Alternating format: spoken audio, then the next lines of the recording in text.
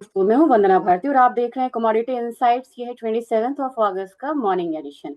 आज मैं ट्रेडिंग की बात नहीं करूंगी, आज मैं आपसे एक अपॉर्चुनिटी की बात करूंगी क्योंकि कल हम लोगों ने गोल्ड और सिल्वर में 2 से 3 दिनों में फॉल आता हुआ देखा है और आज की मार्केट जो है वो रिवर्सल ले रही है। तो जब अब यहाँ पे मिड डे में ज्वेलर्स अपडेट करेंगे प्राइसेस को, तो आपको प्राइसेस जो है वो लोअर प्राइस पे मिल सकता है और आज के दिन रिकवरी ऑलरेडी आ रही है। तो अगर आज आपने प्राइसेस को बुक कर लिया तो आपको करेक्शन वाला प्राइस मिलेगा और आज भी अगर आपने मौका छोड़ दिया तो फिर आपको वो प्राइसेस बढ़िया वाला नहीं मिलेगा, निचले वाले स्तर का। सेम जाता है गोल्ड बीज और सिल्वर बीज के लिए। जैसे मार्केट ओपन होगी आपको एक लाल टिक दिखेगा, प्राइसेस नीचे की तरफ जाएंगी क्योंकि कल एआई डेटा यूएस में बहुत बढ़िया आया। जब बढ़िया आया तो डॉलर इंडेक्स में भी हम लोगों ने उछाल आता हुआ देखा था और इसके बाद हम लोगों ने देखा था कि गोल्ड और सिल्वर में की जो फॉल थी वो डीप होती हुई नजर आई थी।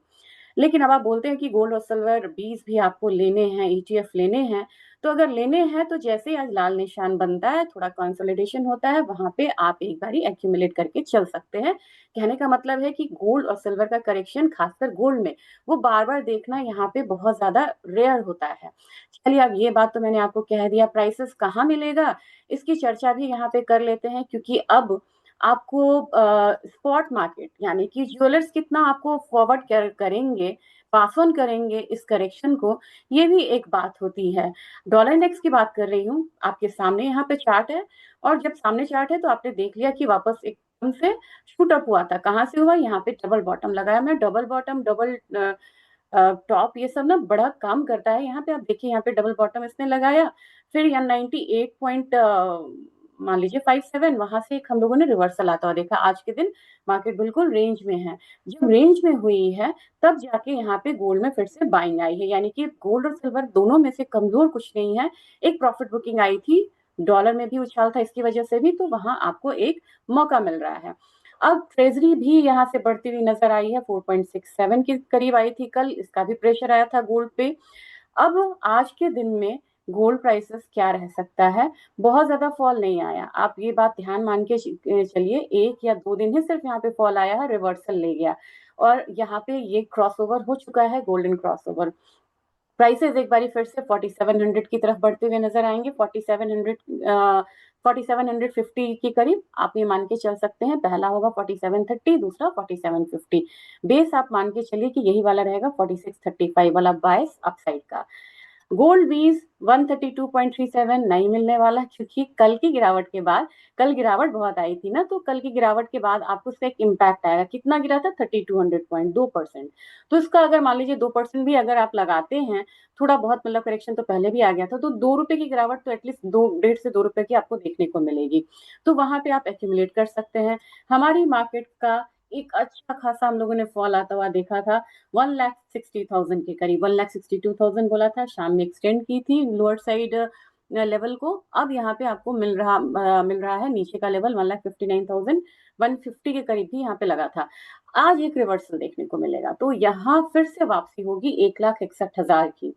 तो 1,61,000 आज के दिन में देख सकते हैं, यानी कि लोअर लेवल पे सोना और चांदी दोनों बाइंग के लिए तैयार है, लेकिन मूवमेंट चांदी में सबसे ज्यादा है।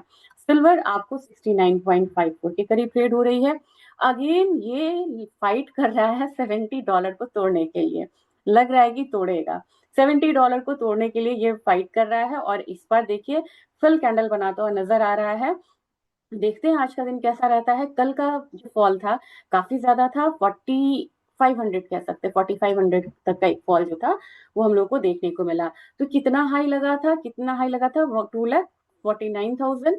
नीचे का लो आपको 2,39,000। तो 10,000 सस्ती हो चुकी है चांदी। अगर आपको इसमें लेना है तो आपके लिए ये एक बेहतरीन अवसर है लेने का, क्योंकि अब कल की क्लोजिंग के हिसाब से आपको फिजिकल में तो मिल जाएगा, लेकिन आज जैसे ही मार्केट ओपन होगी, क्यों कैसी होगी वो 2% एक अपसाइड के साथ ओपन होगी, यानी कि एक गैप अप ओपनिंग होगी। तो गैप अप ओपनिंग होगी तो अगेन आप यहाँ पे 2,42,000 का लेवल आता हुआ देख सकते हैं। यानी कि पहले जो आपको होता था कि सेलेक्ट हाई की स्ट्रैटेजी, अब वो हो चुकी है बायर डिप की स्ट्रैटेजी। ट्रेंड हो चुका है चेंज। अब आज क्रूड के बारे में बात करेंगे। क्रूड में मैं बहुत ज़्यादा डाउनसाइड में नहीं रहना चाह रही हूँ। कल एक रिवर्सल लेके बंद किया था, तो मुझे लग रहा है कि हो सकता है कि धीरे-धीरे यहाँ पे एक बाइंग रिटर्न आए। कोशिश करिएगा कि 7900 से ऊपर आए तभी ऐसा करें।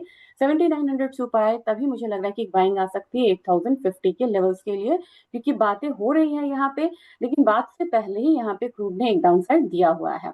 नेचुरल गैस, आज मेरी बात यहाँ पे थोड़ी-सी वो हो रही, मैं खुश हूँ, क्यों? मैं बोलती थी एक दिन अपसाइड, दूसरा दिन डाउनसाइड। आज नेचुरल गैस दोबारा अपने अपसाइड मूड में है, यानी कि कितने दिन से ये अपसाइड दिखाया है? 1, 2, 3, 4, 5 दिनों से नेचुरल गैस अपसाइड है।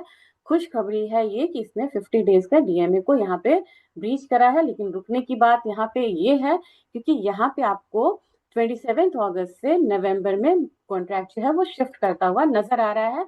तो वो तेजी आपको नहीं दिखेगी, कहाँ? तो एमसीएक्स में।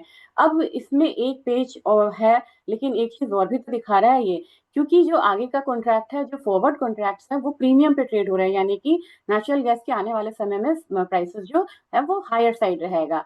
अब 272 के करीब क्लोजिंग हुई थी, 50 डेज के डीएमए से नीचे है, लेकिन धीरे धीरे मुझे लग रहा है प्राइसेस अब आपको कहाँ ले जाएगा? 283 की तरफ। तो अब धीरे धीरे नेचुरल गैस में एक बढ़त जो है वो मुझे लग रहा है कि आनी चाहिए। निचले स्तर पे अगर आप एक्यूमुलेट करते हैं वो ज्यादा बेहतरीन है। 269 270 वो जोन होना चाहिए। अब जब बात कर रहे हैं बेस मेटल काउंटर की, तो देखते हैं कि आज की वॉच लिस्ट में कि बेस मेटल काउंटर अभी किस तरीके का रिएक्शन दे रहा है, क्योंकि जितने भी बेस मेटल्स होते हैं उनको हम ट्रांजिशन कमोडिटी कहते हैं। ट्रांजिशन कमोडिटी हम उनको क्यों कहते हैं? क्योंकि इकोनॉमी में जो ट्रांजिशन होती है वो उसको रिफ्लेक्ट करते हुए नजर आते हैं। निकल हो, लेड हो, जिंक हो, एल्यूमिनियम, कॉपर, यहाँ पे देखेंगे तो बिकवाली आपको सिर्फ थोड़ी थोड़ी आपको एल्यूमिनियम में दिख रही है, बाकी फिर से यहाँ पे हरे निशान में है। चलिए बात करेंगे आज थोड़ा जिंक के बारे में। हिंदुस्तान जिंक में फिर से चर्चा करूंगी।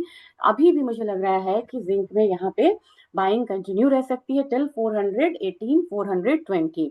आप बोलेंगे रीजन क्या है? कितना जबरदस्त वॉल्यूम आया है, आप देख सकते हैं। 2 दिन जबरदस्त वॉल्यूम के साथ ये ट्रेड होता हुआ नजर आया। इसका कारण है सप्लाई डिसरप्शंस काफी ज्यादा है यहाँ पे, चाहे वो पेरू हो चाहे अदर कंट्रीज हो। दूसरी चीज है कि एलएमई शेफे पेस का जो स्टॉक्स है बहुत कम है।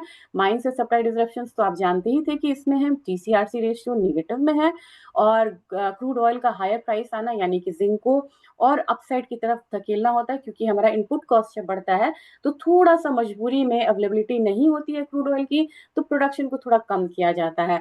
तो 418 सारी मतलब चीजों को देखते हुए टेक्निकल और फंडामेंटल 418 420 जिंक के लिए।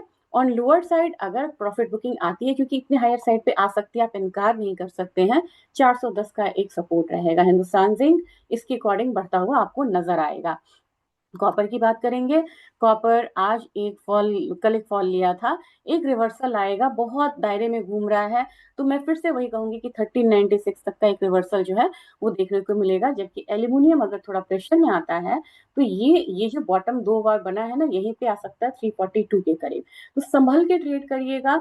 हर कमोडिटी की अपनी अपनी चाल है बेस मेटल में, और वैसे ही आपको चलना होगा। और देखते हैं, आज सबसे ज्यादा नजर मेरी रहेगी गोल्ड सिल्वर पे नहीं, मेरी नजर रहेगी आज नेचुरल गैस पे कि नेचुरल गैस किस तरीके का क्लोजिंग देता हुआ नजर आएगा। क्योंकि एक बार जब 50 डीएमए से ऊपर जाएगा तो फिर यहाँ पे कमोडिटी स्ट्रांग होती नजर आएगी।